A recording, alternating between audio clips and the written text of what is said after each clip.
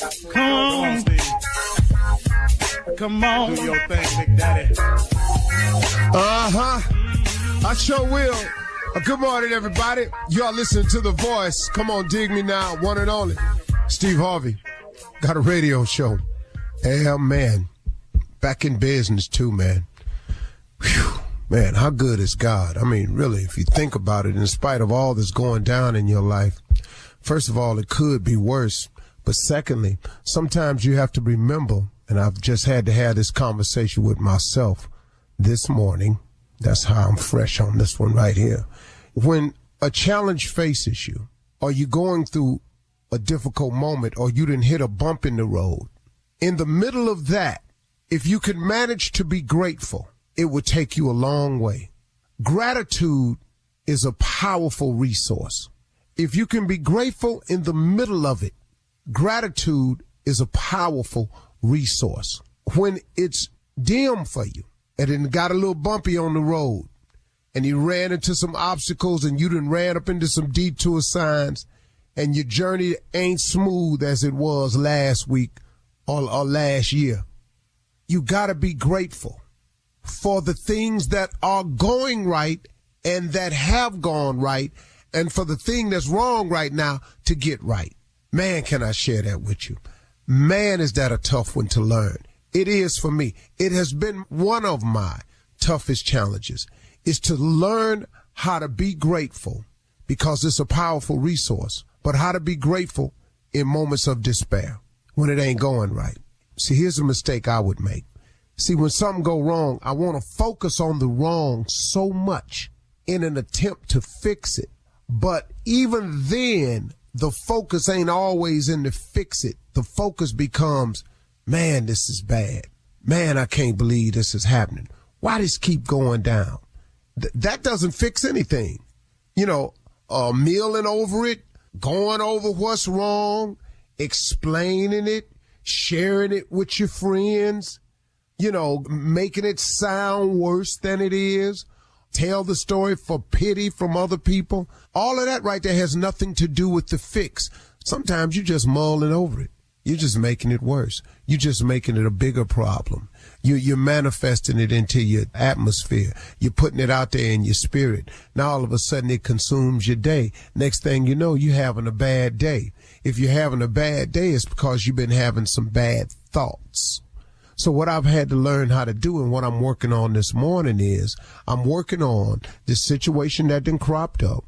I was going kind of smooth here for a minute, and now I done got real bumpy in the road, you know, and all this here. So what I'm thinking about now, though, is even though I've hit a bump in the road, and even though I done ran into a detour, and even though I've hit this lull, I'm going down into a valley, I ain't up on the peak, can I not still be grateful for all the things that God has given me, for all the things he's done for me, for all the things he's brought me through, and realizing that even this that's happening to me again is going to pass too. He gonna get me through that too.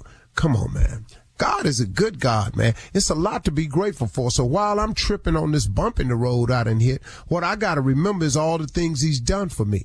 And like I say, my saying is joy and depression cannot reside in the same place. So instead of being down about this new bump in the road, if I'm constantly filling my mind with the thoughts of how good he's been to me, of what all he's done for me, of all the things he's brought me through, of all the blessings he's presented me with. When I go down that list, I really don't have a lot of time to mull over the situation. Now, do I have to fix this bump in the road? Of course I do. Are there some things I'm going to have to do to straighten it out? Of course it is. But Steve, just go on and get the business of doing it and straighten it out. What you mulling over and worrying about it for? You know, old people, I heard old people say something when I was growing up in the church. They say, if you're going to pray about it, don't worry about it. But if you're going to worry about it, don't pray about it. That's an amazing thing. And prayer just happens to be my weapon of choice. Now, it ain't always been that way. I want you to understand that. My first weapon of choice was, you do it to me, I do it to you.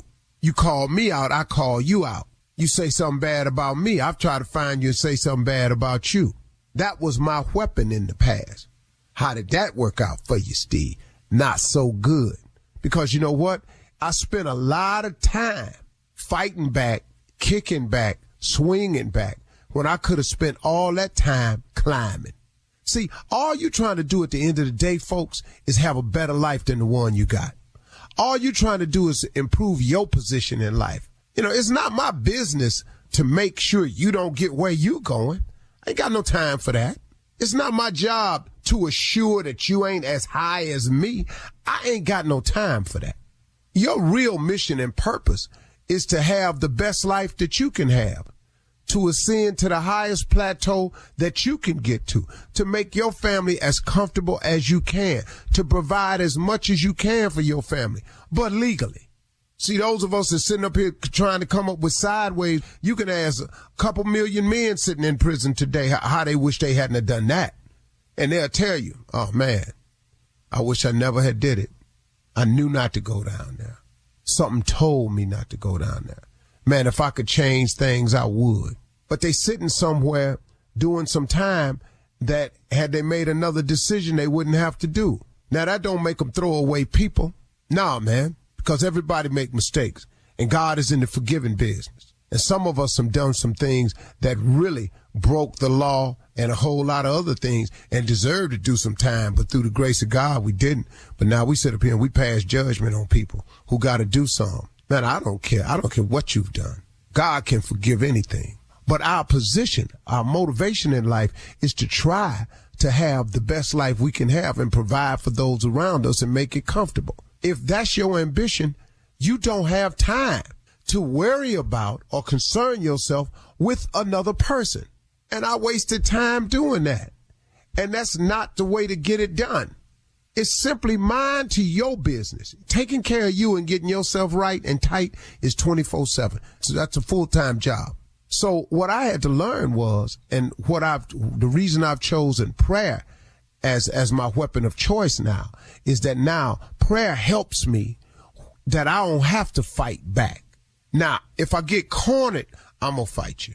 I ain't even going to lie to you. And I'm still working on some things that trigger me, and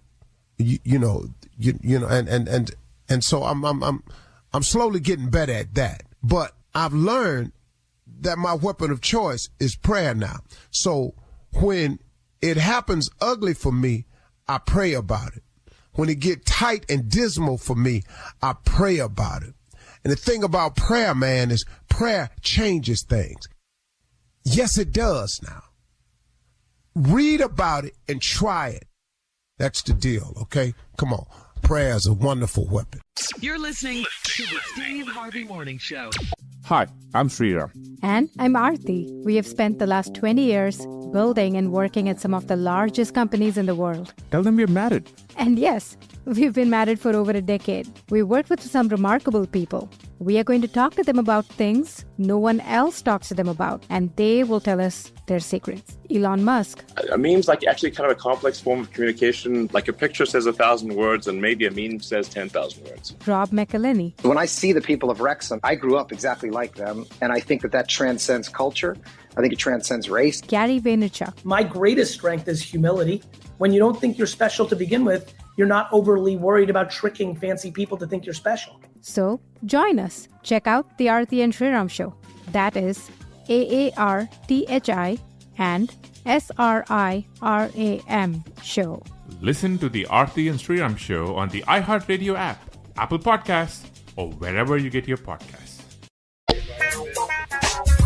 Ladies and gentlemen, let me have your undivided attention, please. This is the beginning of a new day. This is the start of the Steve Harvey Morning Show. Let us begin. 3, 2, 1. What's up, Shirley? Hey, what's up, Steve? Carla? What's going on, Steve? Hey, crew. Hey, Junior? Big dog, what's that? What's going on? On the porch. Nephew Tommy? Doggy dog! I see you, boy. You sound like you're on the porch and we're passing by. And But that's nothing like the porch. yeah. Ain't That's nothing it like right the there. When you porch. drive that thing, boy. You're so crazy, Steve. Hey, what's up, dog? Monica. Oh, you act like you don't know nobody. Oh, Oh, wait, a little cute ass girl walking by the water, holler back at the On the porch. Bobby Womack. If you think you're lonely now, tonight, yeah. I love it. If you think you're not, I think I'm gonna go down the store and get me a watermelon. That's what you got. Now, let me ask you something. I got taste for watermelon. When you thump a watermelon, what you listening for? No, I don't thump watermelon. Well, I know how to pick watermelons. Oh, I thought you were supposed to thump them. No, dog. What you gonna tell about a thump? This is how you pick a sweet watermelon. Okay, how do you? Where the stem comes out, the bottom where it has the stem on it, or where the stem used to be. If you see a lot of, those veins, the little veins on the outside, that's sugar content. So that means it's a sweet, ripe watermelon. That's right. Now, you can pick a sweet one that don't have it, because like them dark green ones don't oftentimes show a lot of veinage. But when you pick them light green ones, them long ones, Yeah, old school. He said, huh? That right there? When it got a lot of brown veins coming around off that stalk, that stem, that's sugar content. Oh, so that means it's ripe. That's how you ready. pick. Okay. Boy, now if they thump them down south. I didn't. you don't know how to do that because you don't buy enough of them. You don't grow them. If you grow watermelons, you can thump them. But you don't know what you even looking for. Okay, when they thump, what you looking for? Yeah, that's what I don't know. I don't know what I'm listening for. So now you just thumping.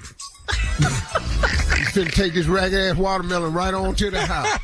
And are we doing seeds or seedless? Because I like seeds. No, there's no watermelon that don't have seeds in it. All watermelons got seeds. But they have seedless watermelons. That's genetically modified, surely. I can read. Well, yeah, I know. It's at the store like that. I know, but that ain't the real. Picked them out then. But that ain't the real. Real watermelons have seeds in it. Right, real fruit. That's what I thought. Let me tell you something. Go to Africa and you be trying to find seedless watermelon the whole time you over there. Yeah, okay. No, I like seeds. I want the seeds. Yeah. Okay. Just a little country lesson on how to pick a watermelon. Vein content. Because we're approaching watermelon season. Yes, when is it exactly? July to September. Your ass, that's watermelon time. Come on now. Coming up at 32 minutes after the hour, it's the nephew, and Run That Prank Back right after this. You're listening to the Steve Harvey Morning Show. All right, it is time now to start your morning off with the nephew and Run That Prank Back. What you got for us, Neff?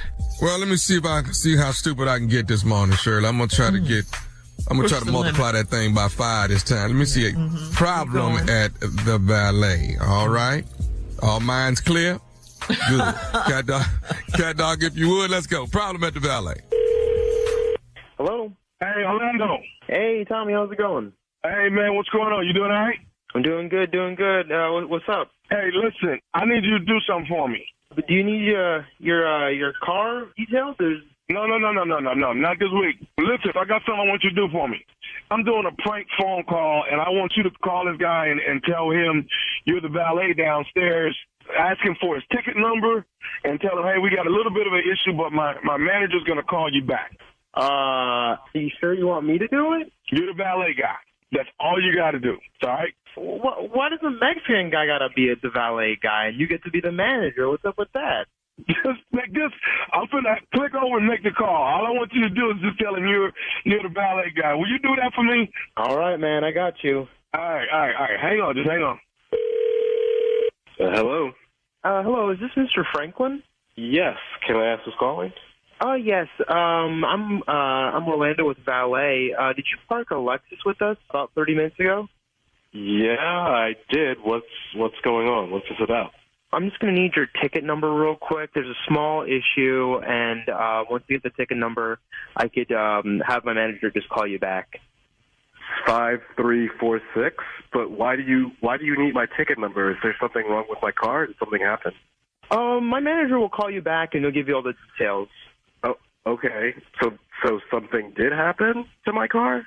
Once I give my manager your ticket number, he'll call you back shortly, and he'll tell you everything. Okay, well, can you have him give me a call as soon as possible? Because I would like to know what happen to my car if something happens. I don't really understand what's going on here. I'm sorry, I have to go. But you can't tell me anything else before you leave? I mean, there's no details that you can give me about anything with my car? Like I said, my manager will handle it. I have to get going. Perfect, Orlando. That's perfect. All right, I got it from you, bro. I appreciate it. Let's call him back. Hello? Hello, is this Mr. Franklin? Yeah, this is he. Can I ask who's calling? This is Cliff, man. I'm the manager here down at the Valet. Oh, great. Thank you. I've been waiting to hear from you. Oh, my God. 30 minutes ago, you pulled in with they're telling me a silver light gray Lexus. Yeah, that's my car. What's going on with my car here? Okay, and what's your number? Is it 5346? Yeah, that's my number. I mean, I already went through this with the other guy. Can you just tell me what the hell is going on with my car? Okay, are you able to come downstairs right now? No, I can't. I valeted over there. I'm at a lunch with a client somewhere else. I'm not there right now. Why do I need to come down right now? Can you just? What is happening? Okay, so here's the deal, sir. We have one of the valet workers here has gotten mad and he left. He quit the job and he's gone. He's left the premise. The problem we're having right now is we don't see your car. What you mean you don't see it? What? I'm sorry. What? Okay. Wow. All right. So my car is gone? My car is gone. Is that what you're telling me right now? Somebody quit your company and took my car? Well, hang on. We're looking on every floor, and we're trying to figure out if it got parked somewhere else. But he's gone, and we're that's why we called to get your number on there. Parked somewhere else, man? What the do you mean? Do I have a car or not? Did my car get stolen? How many floors do you have? How long did it take? I just bought that car. That is a brand new car, and now it's just vanished. Are you kidding me right now? Well, hold on. I understand. Let me ask you something. Is there a way maybe you can come by tomorrow and we can try to work something out and just see if, No, there is no way I'm coming by tomorrow for a car that's missing today. First of all, we need to get the police involved in this. I don't even know why. Wait, slow down, Mr. Franklin. Police right now. Mr. Franklin, we don't want to get the police involved in this. Who is we? Because I damn sure want to get the police involved. So who is we? I'm just saying, listen, I don't want to lose my job because we lost the car. If you just give me some time to find the car, that's all I want you to do is give me some time. Let me go by this guy's house where he lives and see if the car is there. You should already be in a car driving your ass to this man's house talking to me right now, okay? The fact that you're not there is malpractice. I'm calling the police. I'm suing the building owner. I'm suing the manager. I'm suing the who made the valet box. I'm suing everybody affiliated with your business. Do you understand me right now? Okay, but listen, Mr. Franklin, why are you upset with me? I didn't do nothing. I didn't take the car. Okay? Why are you upset with you? Why are you responsible for this parking lot? Are you a manager? What is your occupation, sir? What do you do? I'm the manager here, and Orlando called you earlier, okay? And we're trying to find out where the car is. We are. I don't really feel like it. You don't even want the police involved, man. You're not trying to find You're trying to cover your right now. I'm mad at Orlando. I'm mad at you. I'm mad at your company. I'm mad at the man who put the damn asphalt down in the parking lot. I'm mad at everybody right now, okay, Cliff? Okay, but calm down. Okay, but let me ask you this here. Are you mad at Are you mad at your wife? What is mad at my wife? My wife didn't steal my damn car. Ain't your wife named Carrie? How the hell you know my wife's name? You know how I know your wife's name? Because your wife got me to call you. This is nephew Tommy from the Steve Harvey Morning. Oh, damn. Franklin, you just got pranked, baby, by you. Oh, damn. Oh, boy, we're going to marriage counseling for this one. This is... You had your boy. She said he just bought this car. He loves this car. He outside sitting in it when he ain't going nowhere. Wow, I can't believe it. Man, it's always the closest people. It's all. I tell you what. I tell you who is not getting to ride in this car for a long time. She know what her name is. She know what her name is. Hey, man, tell me this. What is the baddest? I'm talking about the baddest radio show in the land.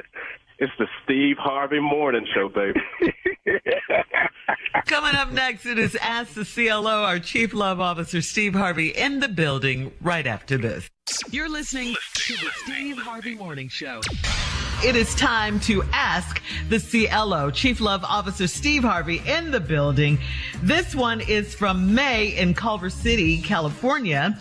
It says, in regards to your live strawberry letter with the cheating man, I have a similar situation. I had an affair on my husband, and the first time I cheated, I got pregnant. I couldn't let my husband raise another man's child without knowing it, so I had a DNA test and confessed. My husband chose to stay in the marriage and raise the child as his own. But whenever the spirit hits him, he calls me names and makes my life miserable. In this case, is divorce a better choice, or are his actions justified? Well, I mean, you know, let me do like women should all do.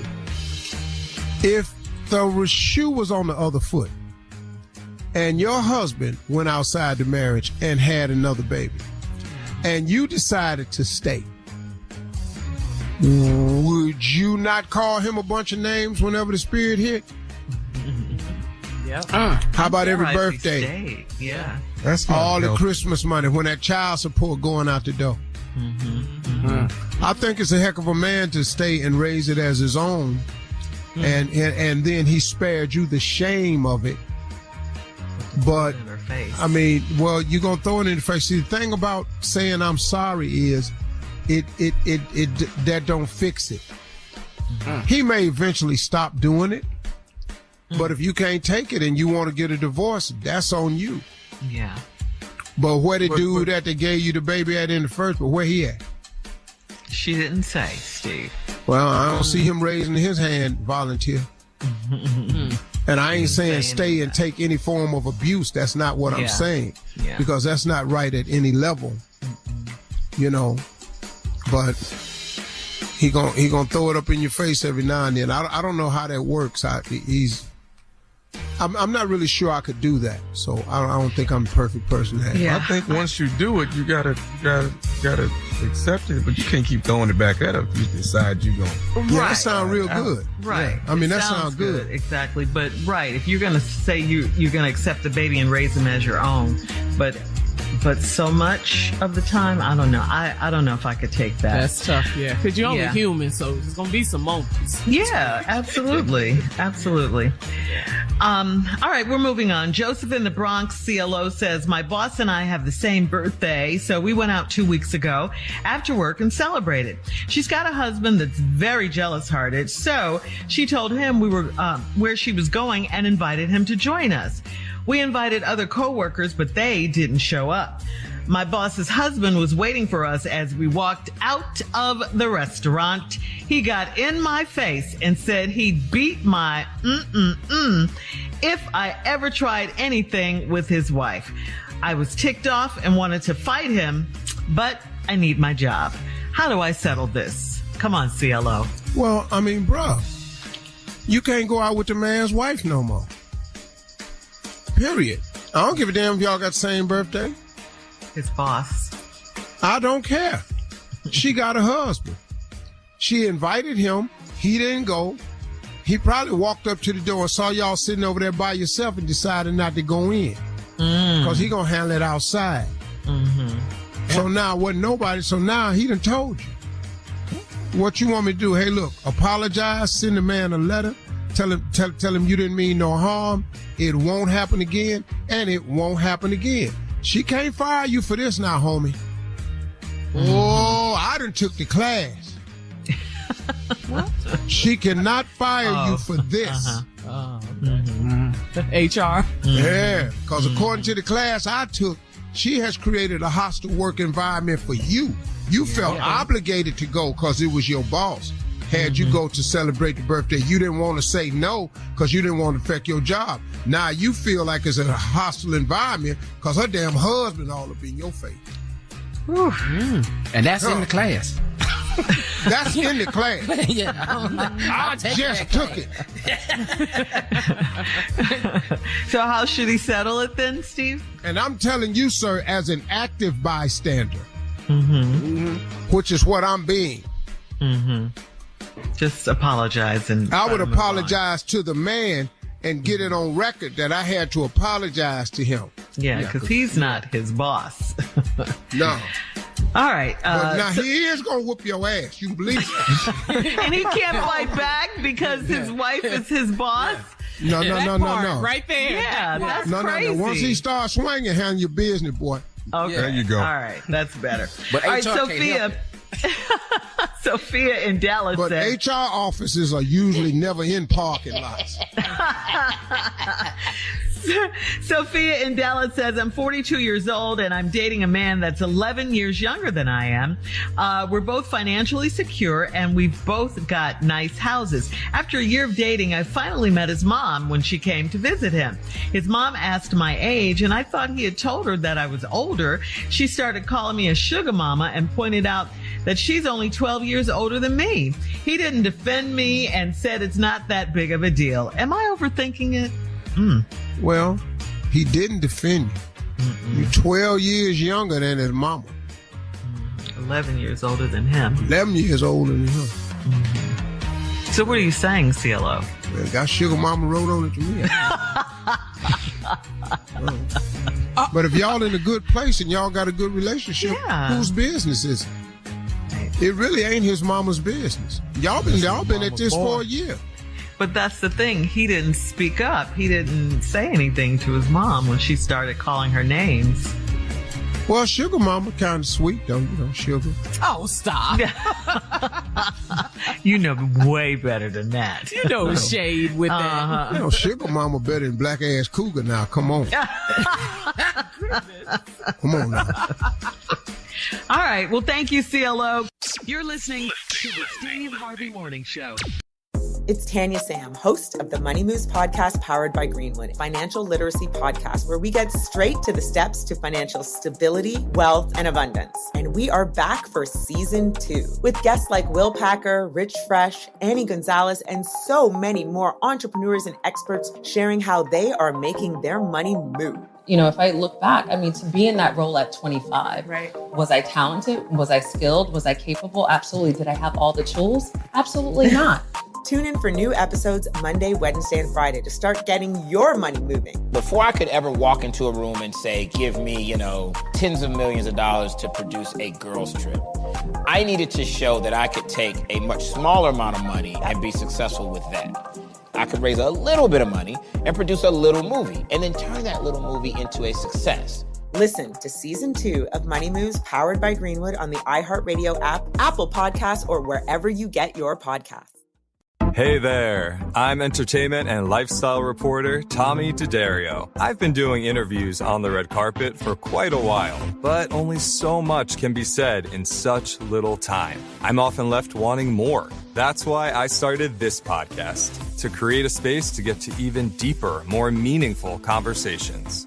On my new show, I've never said this before. I'll be talking to different artists and the stars of your favorite movies and shows and getting the full story. We'll be talking about their favorite projects, their journeys to success, and all the things they've learned along the way. And of course, as the title suggests, I'll also be asking all of my guests to tell me at least one thing that they've never said before. So join me for a conversation you won't want to miss. Subscribe now and listen to I've Never Said This Before with Tommy D'Addario on the iHeartRadio app, Apple Podcasts, or wherever you get your podcasts. It is time for Comedy Roulette. Take it away, Jay. Take 4 subjects, put them on a wheel, spun the wheel, where it stopped, we do the damn thing. All right, here we go. Here go the subjects. Things you say to talk your way out of a butt whooping. Mm-hmm. Your favorite lunchtime meal at school. Good one. Mm-hmm. Stuff you say to yourself when you're trying to lose weight. Ooh. I've said some things. Okay. Number 4, things you say when you're lost. All right. Spun it. Yeah, Spun here we go. Spin the wheel. I like it, Jay. Let's go. Let's go. Come on. Lost. Lose weight. Girl, I'll be talking to myself. What is it? Things you say to talk your way out of a butt whooping. Okay. I want to hear these. Am I going first? Yeah, let's go, Yes. Jay. I'll go first. Yeah. The classic. The very classic. This is the classic. I ain't gonna do it no more.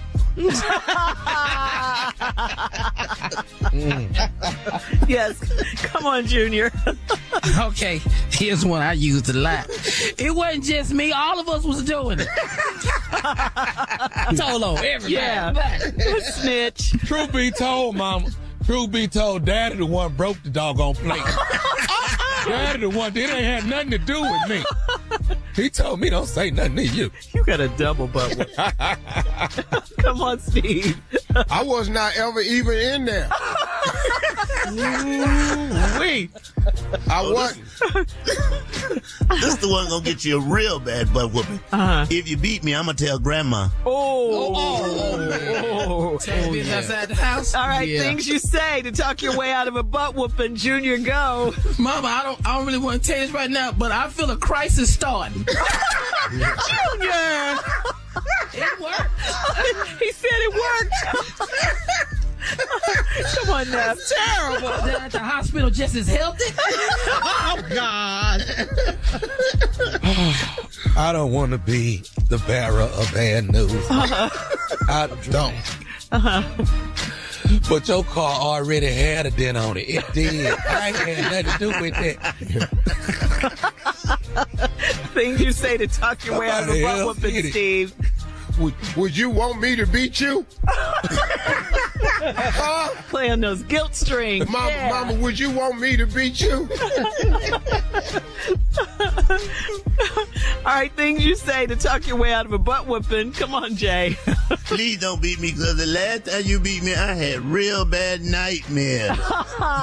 You're going to have some more. Stay tuned. Junior. Come on, Junior. Things you say to keep from getting the butt whooping. Mama, Daddy having an affair. You going in. That flipped the script, didn't it? That'll stop it. I stopped it right away. Mama, look me in my eyes before you whoop me and just tell me, what would Jesus do? What would Jesus do, Mama? What would he do? Go ahead, Steve. We Christians, Mama. We Christians. We Christians. Come on, Steve. Go ahead, Steve. Yeah. I thought y'all loved me. Oh, you dramatic? Method actors. Okay. I I know you're going to beat me, but before you beat me, could I just have a hug? I'm trying to reverse it. Yeah. Things you say to talk your way out of a butt whooping. These are some good ones, boy. Wait. You said if I made all A's, you would leave me alone. You made all A's? You made all A's? You feel like if you did good in school, you would get whooped. That didn't work. So, Mama, what this about? This really about them telling me I'm really not your son. Is that what this is? Oh, that's below the belt. Things you say to talk your way out of a butt whooping, Steve. I thought you was my mama. Boy, I'm finna tear your butt up. Let's pray first, Mama. Oh, that's a good one right there. Call on it. Call on it. That's it right there. Oh, here you go. I think you just mad because Daddy lost his job and you taking it out on me. Oh, that's another one. That's two. Oh, you really finna get your ass beat. All right. Your opinion. Things you say to keep from getting the butt whooping. Come on, Junior. Wait, Mama, wait a minute. What about your arthritis, though? All right, Tommy, come on. Things you say to tuck your way out of a butt whooping. Before you do this right now. What? Mom, I got a baby on the way. What? How old are you? That's a good time. I got a baby on the way. I'm 9. I got a baby on the way. Things you say to talk your way out of a butt whooping. Close it out, Steve.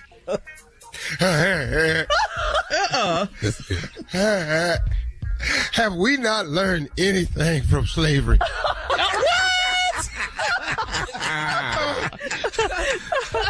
Just think about it. All right, we'll be back with more of the Steve Harvey Morning Show right after this. You're listening to the Steve Harvey Morning Show. Time now for a round of Would You Rather. All right, guys, here we go. Would you rather work 4-day weeks or work 2 months on and 1 month off? A and B. Think about that. Oh, no. I want the 2 months on. I knew he would 1 month off. Hell yeah. Hell yeah. What Skip that a mean? 4-day work week. I better do them 4-day weeks. I better do that. That 1 month off, I'm going to forget I'm working. I got to No. You're going to be wildin'. 2 months on, 1 month off. Yes. You like that, Steve? Yeah. I like that Hell too. yeah, all day. Because you were in Vegas for 30 days. Yes, baby, yes.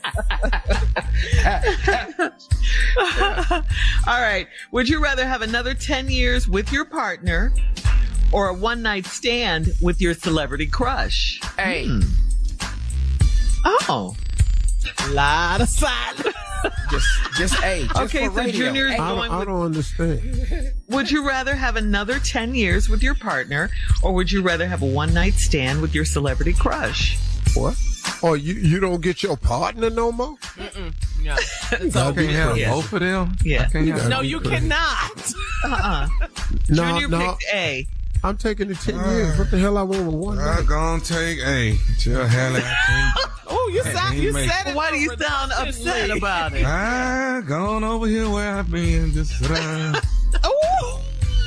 tell Hallie once again, no. Boy, you know the real shocker for you when you discover Hallie don't want you. I sure wish I could arrange that. And she don't want the one night stand. Right. Or the 10 years with you.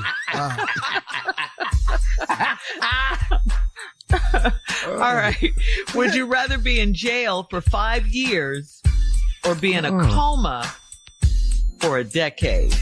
Jail for 5 or a coma for 10? Ooh. No, I'm going to do this jail. I'm going to take the jail. Really? Hell yeah. I'm gonna take that coma and get me some rest. Night.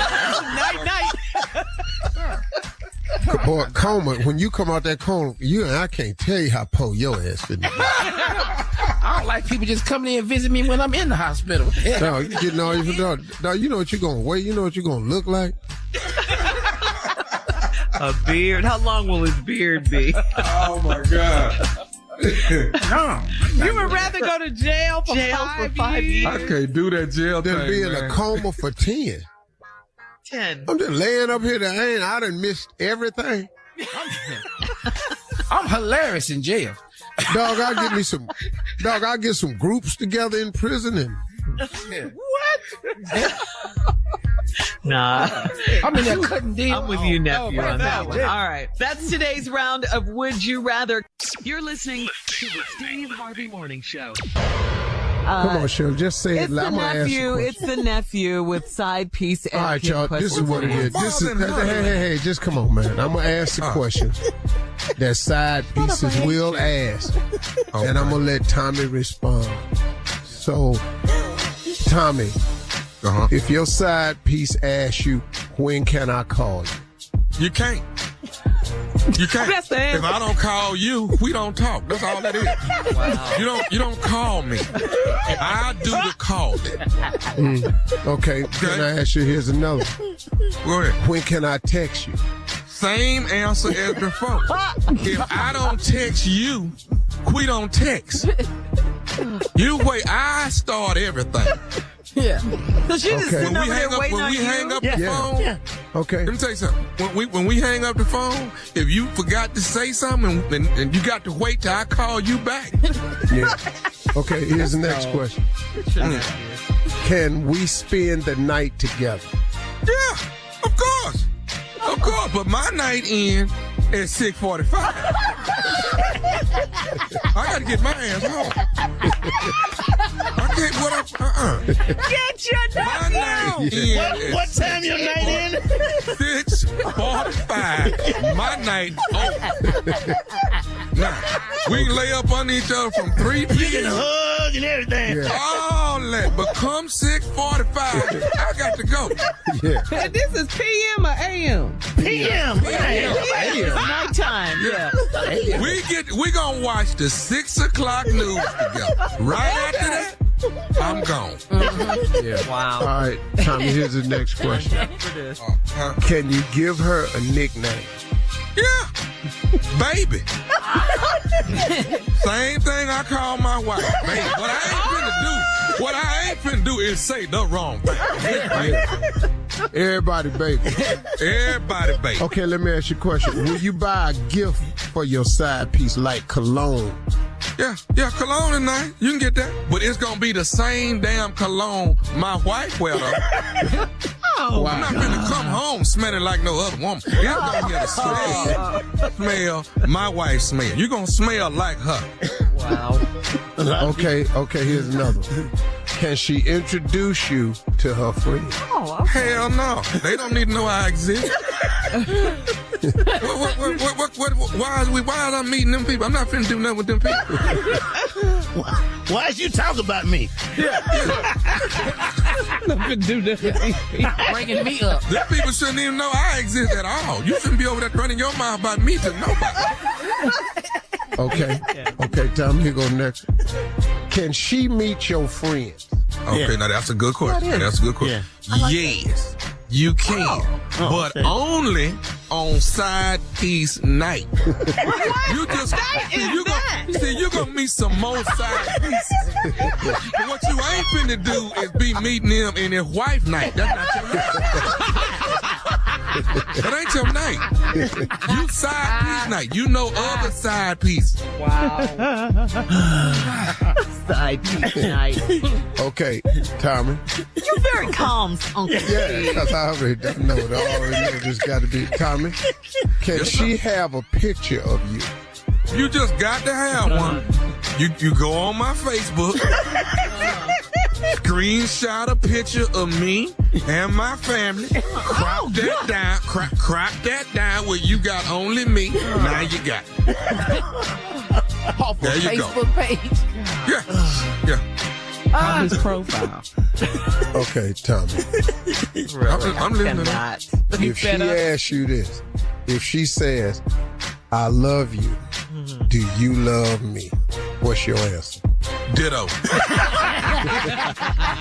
I'm not finna say the hell.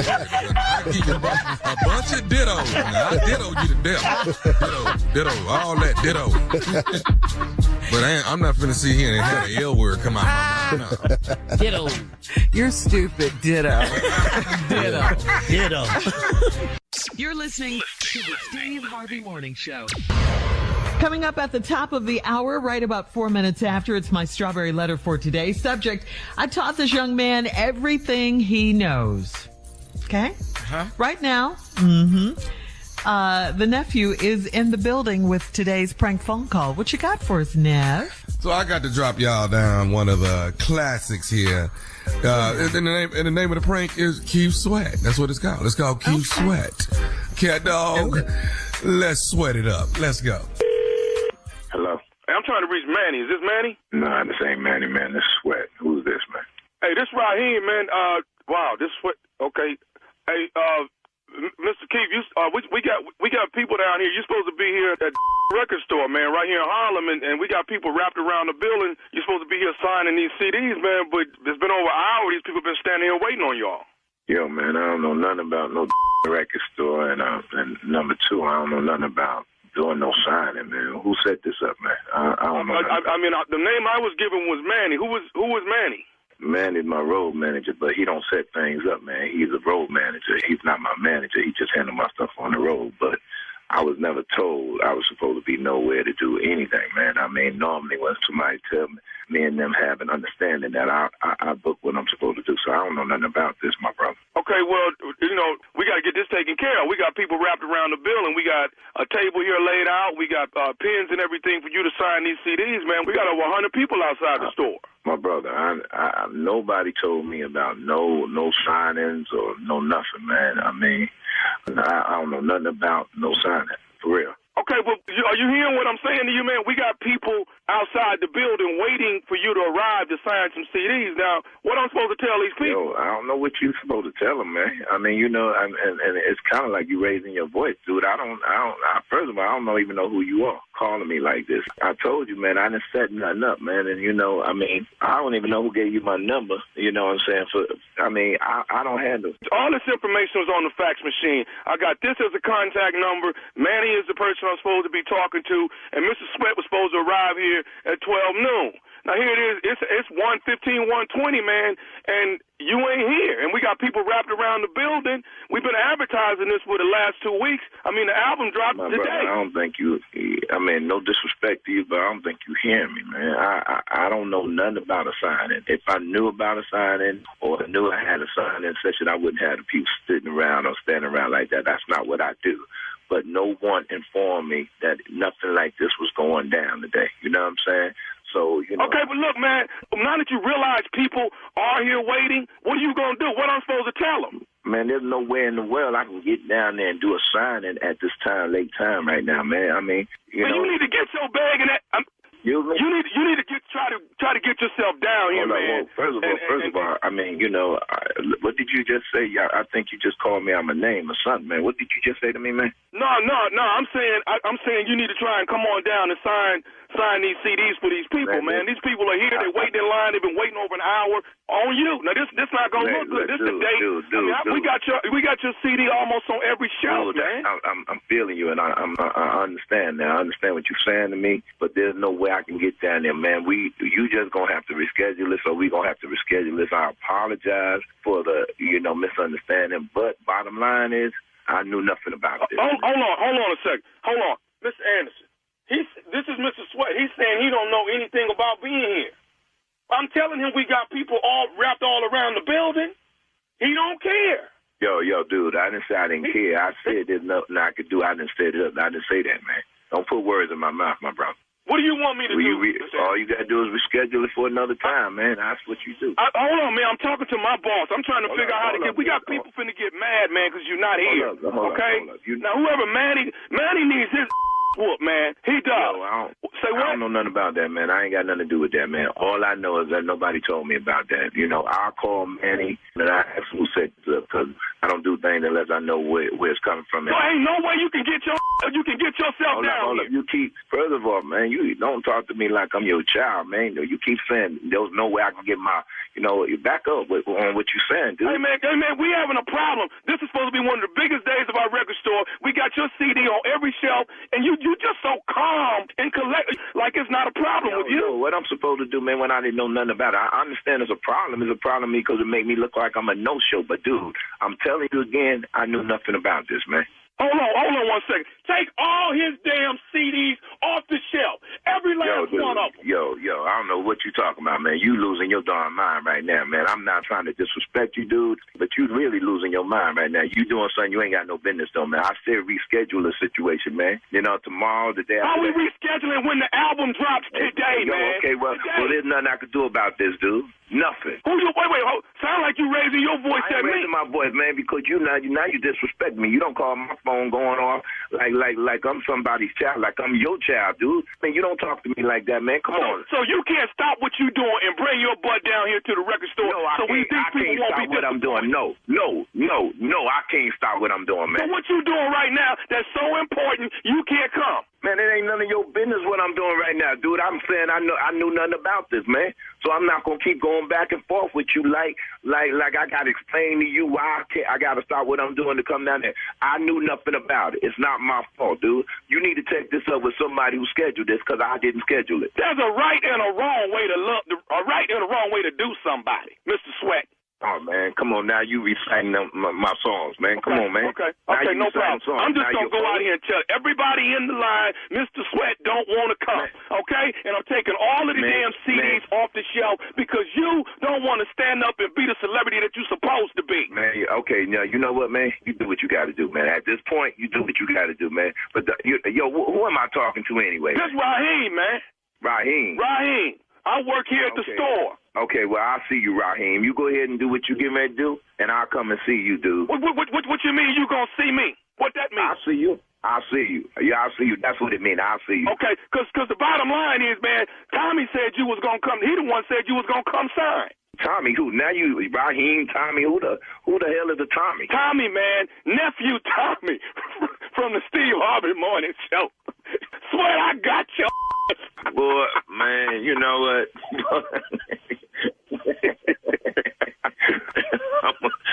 Man, y'all tripping, boy, for real.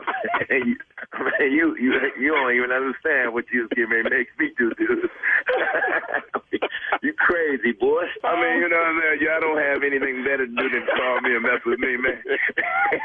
I knew the album was dropping, man. I said, I'm getting it today. You good? Yeah, I'm good, man. I'm good, man. Boy, you crazy, boy.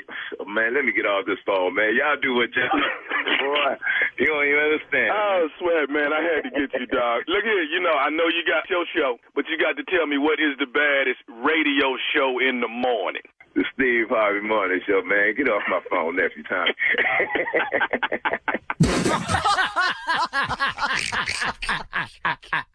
He got a little gangster in him, you know what I'm saying? Oh, you didn't know? He got a little gangster in him. Did you know that? I ain't know kid had that little gangster like that. Can't play with everybody. I used to work for Keith with an F. Keith. K-E-I-F-F. Keith. Or you could do K-E-E-F. Keith. Real Keith. That was funny, Neff. Mm-hmm. Funny. King of pranks. Happy belated birthday to our boy Keith Sweat. To Keith! Oh, we gotta go. Yes. Coming up next, it's the Strawberry Letter. Subject, I taught this young man everything he knows. We'll get into it right after this. You're listening to the Steve Harvey Morning Show. It's Tanya Sam, host of the Money Moves podcast powered by Greenwood, financial literacy podcast where we get straight to the steps to financial stability, wealth, and abundance. And we are back for season 2 with guests like Will Packer, Rich Fresh, Annie Gonzalez, and so many more entrepreneurs and experts sharing how they are making their money move. If I look back, to be in that role at 25, was I talented? Was I skilled? Was I capable? Absolutely. Did I have all the tools? Absolutely not. Tune in for new episodes Monday, Wednesday, and Friday to start getting your money moving. Before I could ever walk into a room and say, give me, tens of millions of dollars to produce a girls trip, I needed to show that I could take a much smaller amount of money and be successful with that. I could raise a little bit of money and produce a little movie and then turn that little movie into a success. Listen to season 2 of Money Moves powered by Greenwood on the iHeartRadio app, Apple Podcasts, or wherever you get your podcasts. The one thing that can never be replaced in our vast and ceaseless human story is live music. It has been with us since the beginning, and so it will continue to stay. In our sacred venues, in the hole-in-the-wall dives, in festival fields full of people shoulder to shoulder. I'm Will Daly. For years I've been on the road playing shows and seeing America through live music. This summer I'll hit the stage with season 2 of Sound of Our Town. 10 cities, 12 episodes, every other Thursday. Thanks to your ears on season 1, we get to explore the live music venues and culture of a new American city with each new episode. Our tour continues into the kind of venues you want to get to when you landed in Detroit, Providence, Denver, or Seattle. This is a podcast about hope and redemption. The live music lover and the Vaticans of sound that give us sanctuary and a place to celebrate and commiserate no matter what is going on in our lives. Listen to Sound of Our Town on the iHeartRadio app, Apple Podcasts, or wherever you get your podcasts. Time now for today's Strawberry Letter. And if you need advice on relationships, I hear you, Steve, on dating, work, sex, parenting, and more, please submit your Strawberry Letter to steveharveyfm.com and click Submit Strawberry Letter. We could be reading your letter live on the air, just like we're going to read this one right here, right now. Hey. That's for you, Jay. That's for you. Buckle up and hold on tight. We got it for you. Here it is, the Strawberry Letter. Thank you, nephew. Subject, I taught this young man everything he knows. Dear Steve and Shirley, I have a confession to make, and I know I can count on Steve to give it to me straight. I am a divorced female, and I work as a corporate trainer. I'm 49 years old, and I have one daughter and a granddaughter. Last fall, I was called to train staff at an insurance agency. One of the male trainees got my attention and asked me for a business card card before I left. He left a message on my office phone and invited me to dinner the next night. I knew he was a bit younger than I am, but I was flattered and went on a date with him. We have so much in common. It's hard to believe he's only 25. After that date, we've been inseparable, and I've had a hard time hiding him from my daughter and my family. I've taken him on several business trips with me, and he looks great in all of the suits and nice shoes I've bought him. I've taught him etiquette and how to appreciate the finer things. We took a cooking class, and he knows how to hand roll sushi for me. I showed him the art of making love to a real woman, and he mastered it. He's basically the perfect man for me, but the age difference will be a problem in the long run. I know my family and friends will judge me because he's 2 years younger than my daughter. He wants to get married so we can live together, and he wants me to meet his mother and grandmother. You know this isn't going to go over well with them. Men have always met and married younger women, but it's not as accepted when women do it. I would hope that I'm everything this man needs and he won't want a younger woman someday. Can this work, or have I wasted all of my training on the wrong man? Okay, so do you have a training thing going on here? Sounds like you're a sugar mama, because you're buying him so much stuff, okay? You have a lot to be concerned about in this relationship. You're a mother and a granddaughter, and this guy is just 2 years younger than your daughter. I mean, we talk about this a lot on the show, the double standard.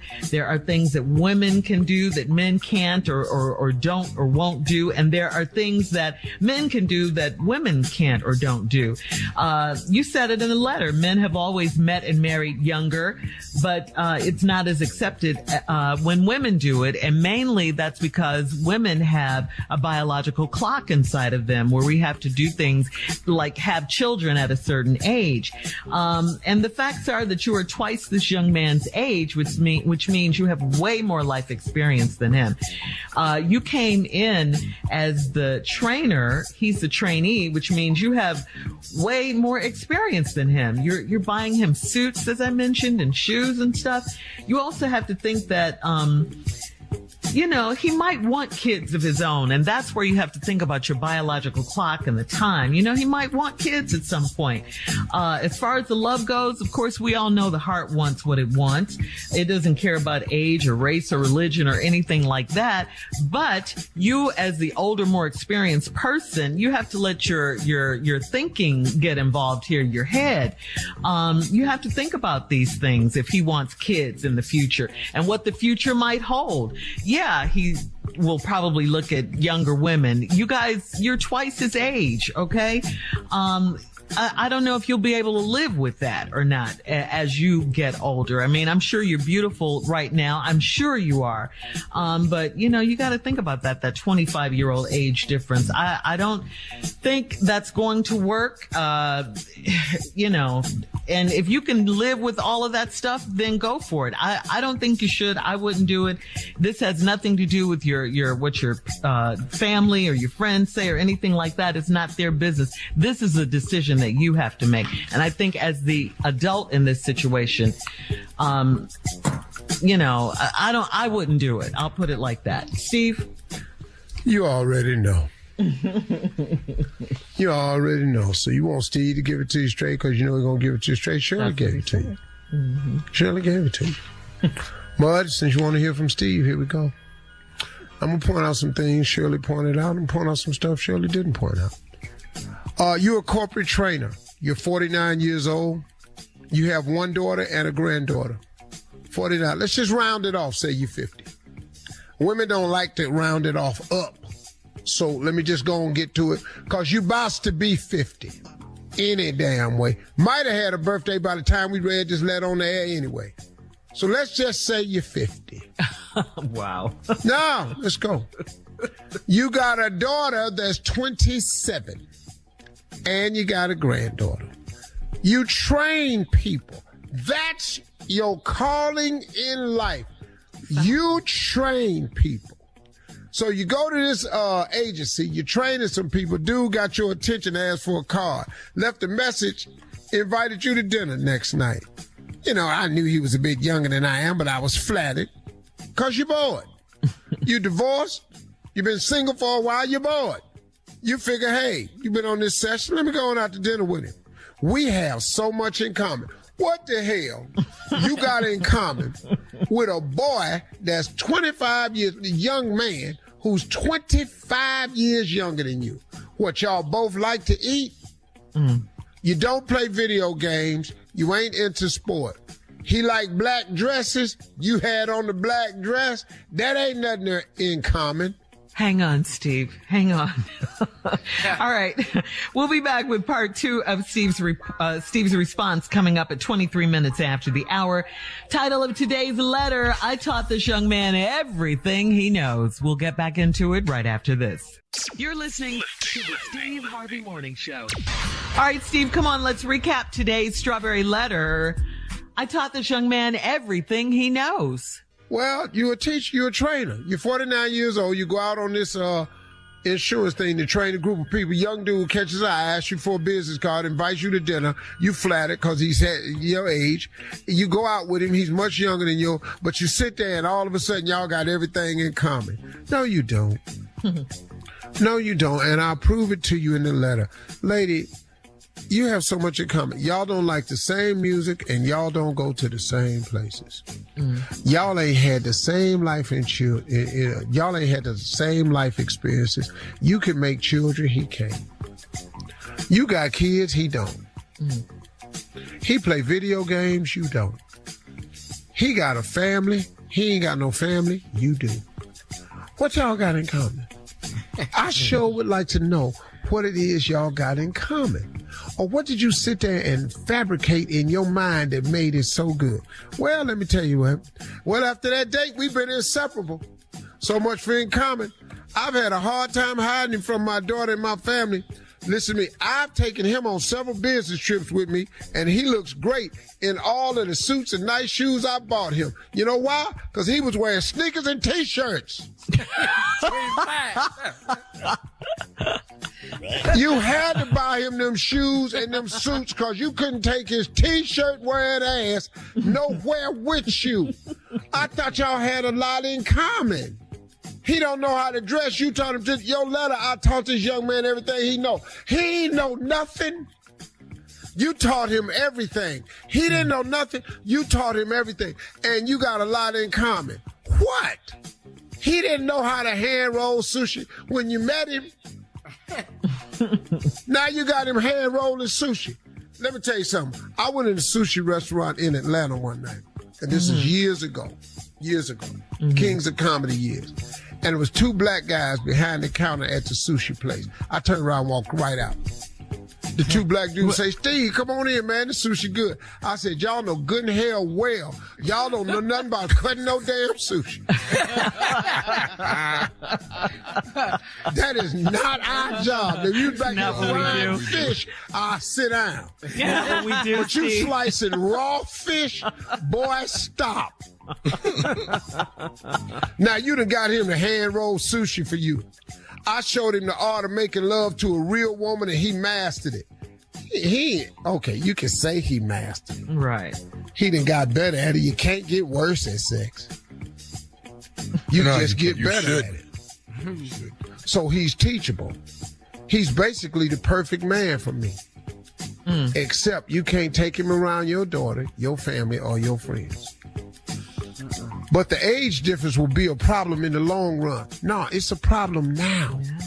So why are you talking about it's a problem in the long run? You can't take him nowhere. He don't know nothing. You done taught him everything. It's a problem now. I know my family and friends gonna judge me because he's 2 years younger than my daughter. It's a problem now, not in the long run. This problem ain't gonna get better. You gonna get older, and the gap is gonna be more obvious. He wants me to meet his mother and grandmother. Let me tell you something. They gonna eat your ass alive. Woo! You go in there with this boy's mama and grandmama. He's so stupid. You didn't teach him what was gonna happen when he walked your old ass in there with his mama and grandmama, did you? Who's going to be worse, though, Steve, the mom or the grandmother? The grandmama going to kill her. Oh, so you one of my friends. You an Eastern Star. Nothing. She got to put her glasses on. Come on. I saw you down at the hall, didn't I? You look like the girl that work at the tavern I go to. See, it's gonna get bad for you. They're gonna eat you. They're gonna eat you alive. You walk your old ass in there with this daughter that's 2 years older than this boy. They already know what you did. They already know you done whipped him. Cause see, this boy, he's whipped. And they know you done put it on him like he ain't never had it before. And now he want to marry you? Has he lost his rabbit ass mind? Yeah. Has this boy, you done whipped him this bad that he wants to marry you? And you gonna go in there and face his mother and I hope you do. Well, she said you finna find out. I don't give a damn. You know this ain't gonna go over well with them. Okay? So you, once again, see, when you said in this letter, this is gonna be a problem in the long run. I keep telling you it's a problem now. You hiding him from your friends. You got him here from your daughter. He's 2 years younger than your daughter. You got a granddaughter. You take him everywhere. You done taught him everything because his ass stupid. He ain't know nothing. You know, men have always met and married younger women, but it's not as accepted when women do it. I would hope that I'm everything this man needs and he won't want a young woman someday. What? His mom. What? Who the hell don't want a younger woman? What? What? You all this stuff you done taught him to master. You don't think he don't want to show this to nobody? There you go. All right. Thank you, Steve. We'll leave it right there. Post your comments on today's Strawberry Letter at Steve Harvey FM. She crazy. She know this ain't gonna work. She knows. On Instagram and Facebook. And coming up at But I do want you to go meet his mom and grandmama, though. Please do that for me. And let us know how back. it turned out. Yeah. You're listening to the Steve Harvey Morning Show. All right. Does marriage make you a better person? That is the question on the table right now. No. Hey, let me get it out. He already tagged. It ain't been a year. The newest of the newlyweds on this show. A new study from Tilburg University in the Netherlands suggests that marriage can make you a better person. Specifically, getting hitched makes you more forgiving and more likely to exercise self-control. All right, that's what it says. Who they study? This is a new study. They studied married people that are in a So marriage. they didn't come by my house and study a damn. You said the Netherlands? From the Netherlands. It suggests that marriage can make you a better person. Specifically, getting hitched makes you more forgiving. It makes you more forgiving, Tommy, it says. If you're married to the right person. And it makes you more likely to exercise self-control. No. If you married to the wrong person? No, Tommy, no. That's in the Netherlands. No. What are the one they got for over here? Thank you. Because, man, if you marry the wrong person, it will not make you a better person. It make you better at doing certain things. Like what? You become a lot more crafty. Better cheater. Your ass gets real crafty. You marry the wrong one. Your ass can learn some things. Yes, you can. Thank you, Chief. What'd you learn, Unc? Like not how to go home?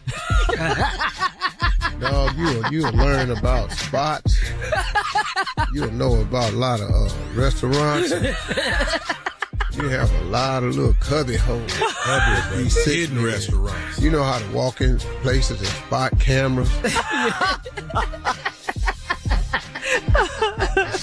You learn a lot the back way. Yeah. You know, you use your phone different. See, when I was out there, wasn't no phone cameras, wasn't no GPS, wasn't none of that. When you were out there? Yeah, when I was out there. See, all this now, I already know I'm good because where I'm going to go.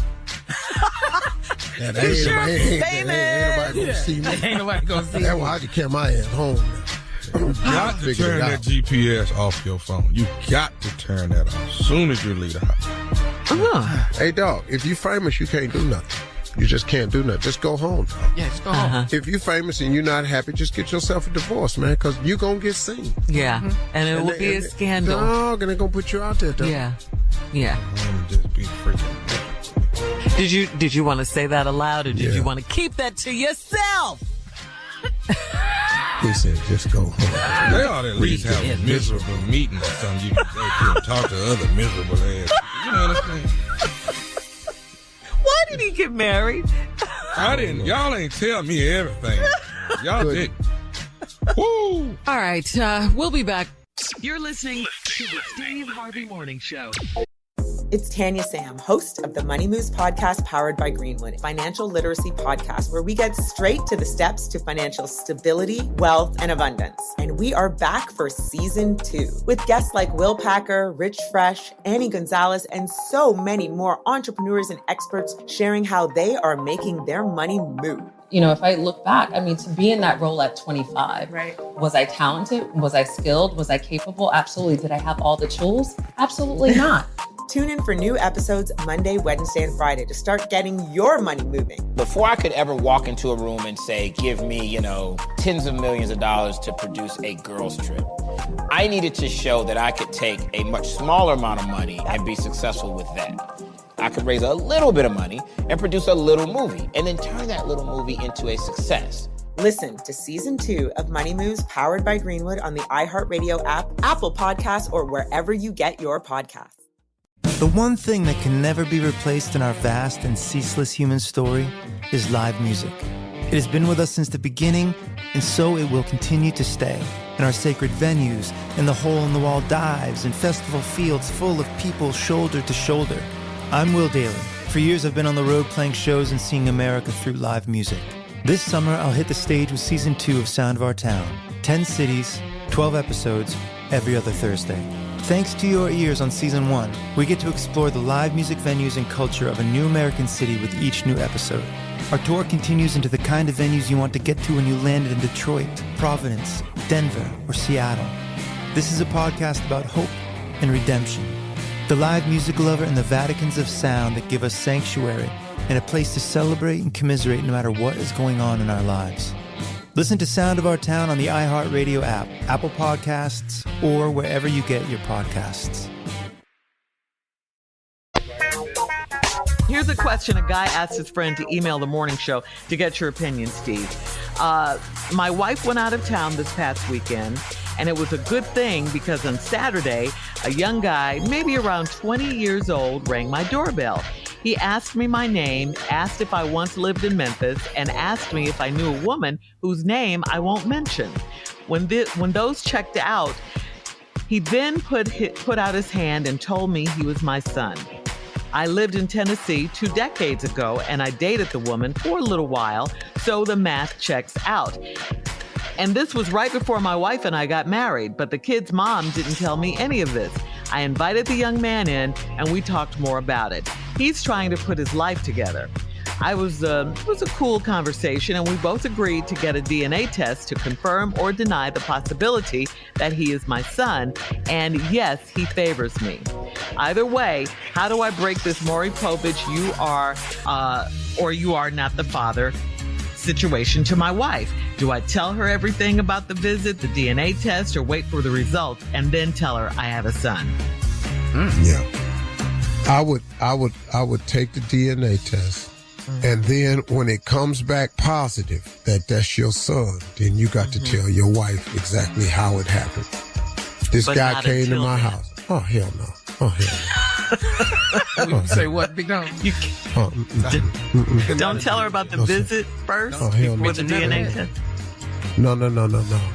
No, it's easy. No. So when she comes home on the weekend, what happened this weekend? What you do? Nothing. Not a damn. Nothing. I was watching Been TV. here all myself all day. Yeah. I promise you I'm not mentioning it. So he came over to you. How come you didn't tell me this right then? Baby, listen. I didn't know whether this young man was telling the truth or not. I do remember this woman over 20 years ago. It was before we got married. I do remember this. But if it wasn't no DNA, it ain't no need of him talking to me about this. I find out it's true, I have a son.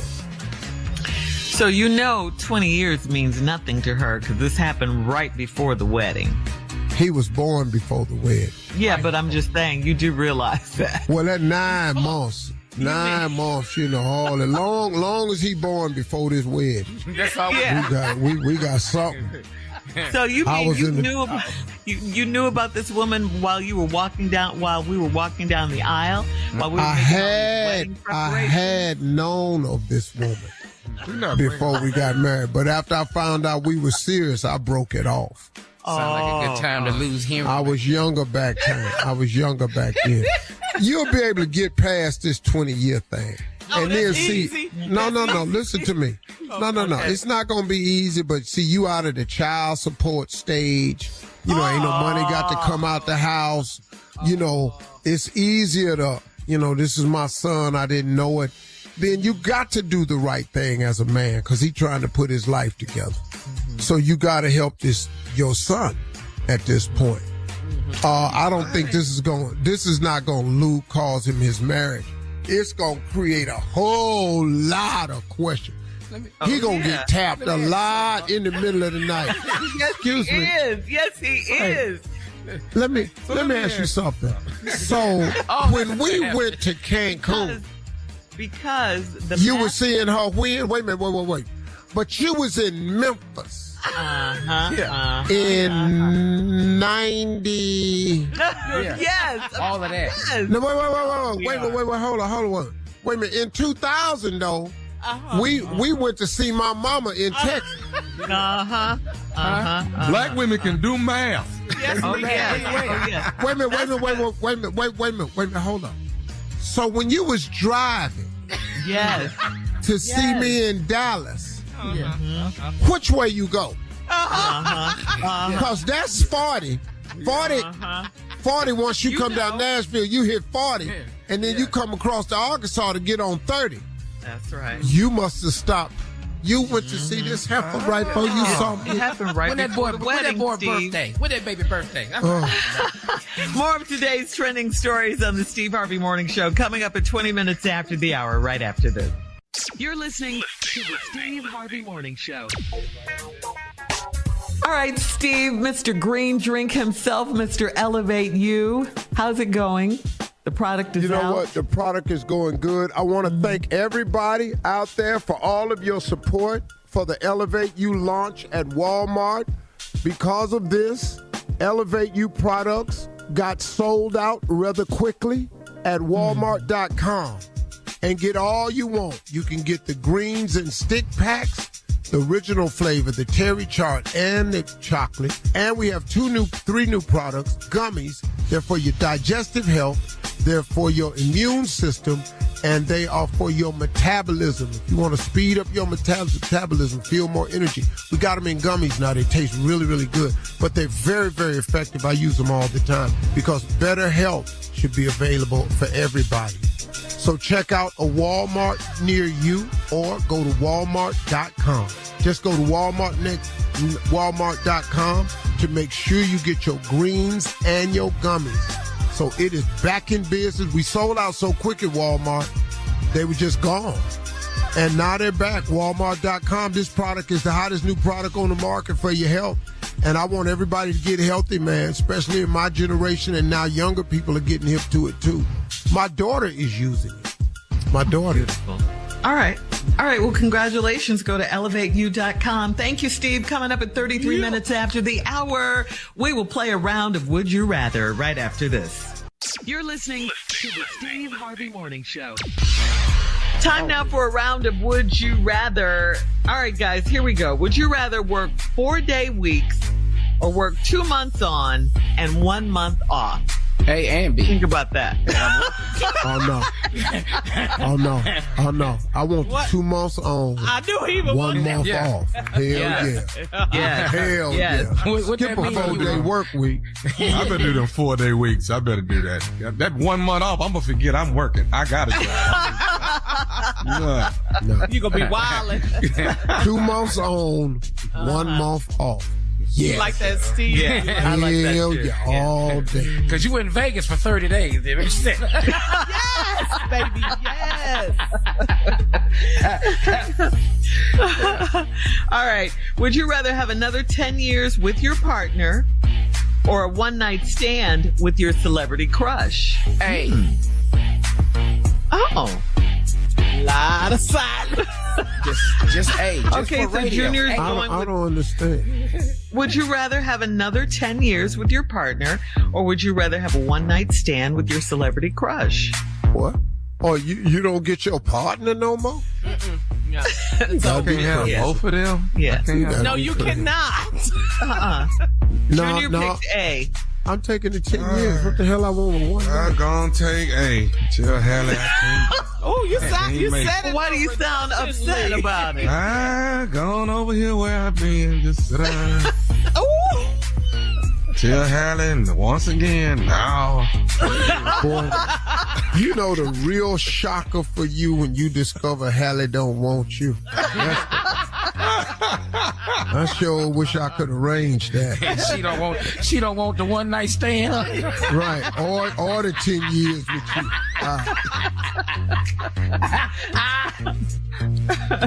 All right. Would you rather be in jail for 5 years or be in a coma for a decade? Jail for 5 or a coma for 10? Ooh. No, I'm going to do this jail. I'm taking jail. Really? Hell yeah. I'm gonna take that coma and give me some rest. Night. Boy, coma, when you come out that coma, I can't tell you how poor your ass fit. I don't like people just coming in and visit me when I'm in the hospital. No, you getting all your no, you know what you're gonna weigh, you know what you're gonna look like? A beard? How long will his beard be? Oh my God. No. You would rather go to jail for 5 years? I can't do that jail Then thing, be in a coma for 10.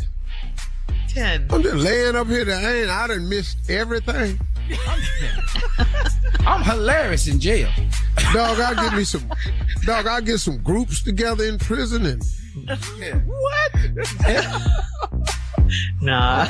I'm in there cutting deals. I'm with you, nephew, on that one. All right. That's today's round of Would You Rather. Coming up 49 minutes after the hour, it's our last break of the day, and we'll have some closing remarks from the one and only Steve Harvey right after this.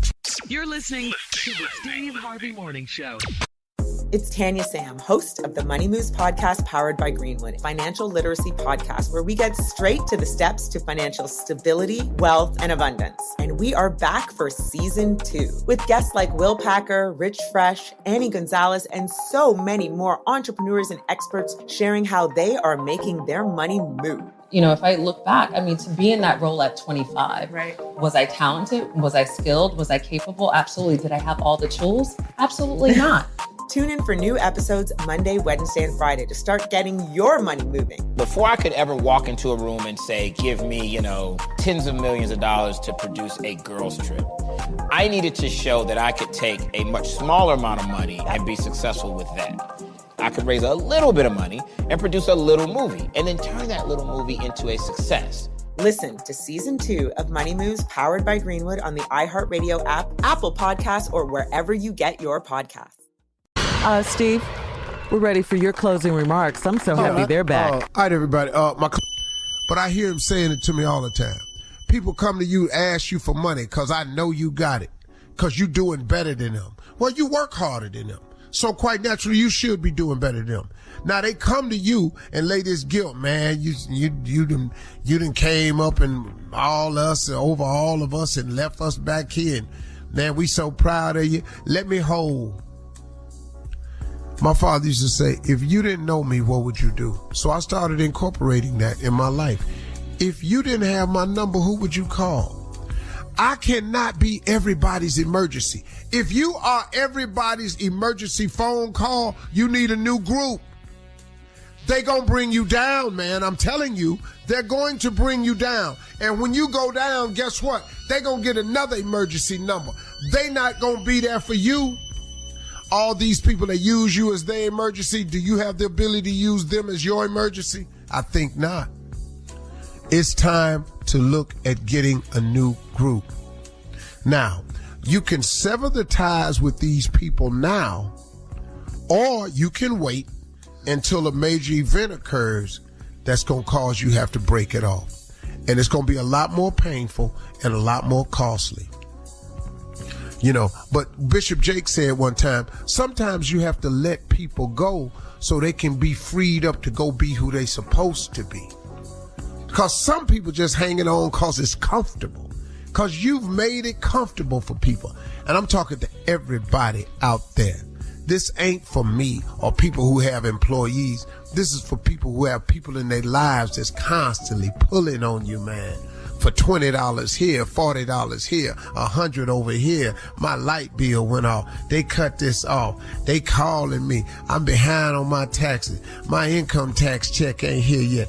Man, oh man, oh man. How many times do you get that? Stop being everybody's emergency phone call, because if they didn't know you, what would they do?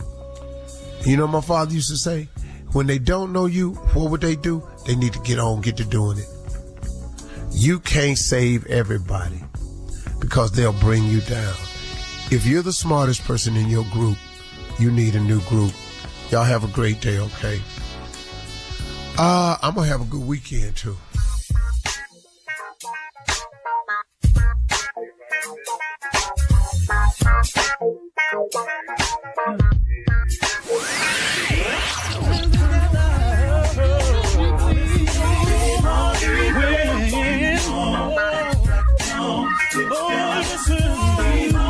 For all Steve Harvey contests, no purchase necessary, void where prohibited. Participants must be legal U.S. residents at least 18 years old unless otherwise stated. For complete contest rules, visit SteveHarveyFM.com. You're listening to the Steve Harvey Morning Show. What's up, y'all? I'm Brian Ford, artisan baker and host of the new podcast, Flaky Biscuit. I'm going to help y'all learn how to cook and bake new things as we get to know our guests through their favorite nostalgic meal. So every time you have a guest, you cook their favorite food? You already know. That's right. Crazy. That's what we do at Flaky Biscuit, man. Baby, I'll be hoping somebody say I like freeze pops. I'm like, what? Listen to Flaky Biscuit every Tuesday on the iHeartRadio app or wherever you get your podcasts. Want to learn how to be a master of business without going back to school? This summer, the Planet Money podcast is offering its very own MBA. Enjoy classic Planet Money stories about the fundamentals of business and hear a fancy-pants business school professor break down the concepts. Whether you want to start your own side hustle or just survive in the job you have, a little business know-how will make you richer. At least in knowledge. Every Wednesday till Labor Day, listen to Planet Money from NPR on the iHeartRadio app or wherever you get your podcasts.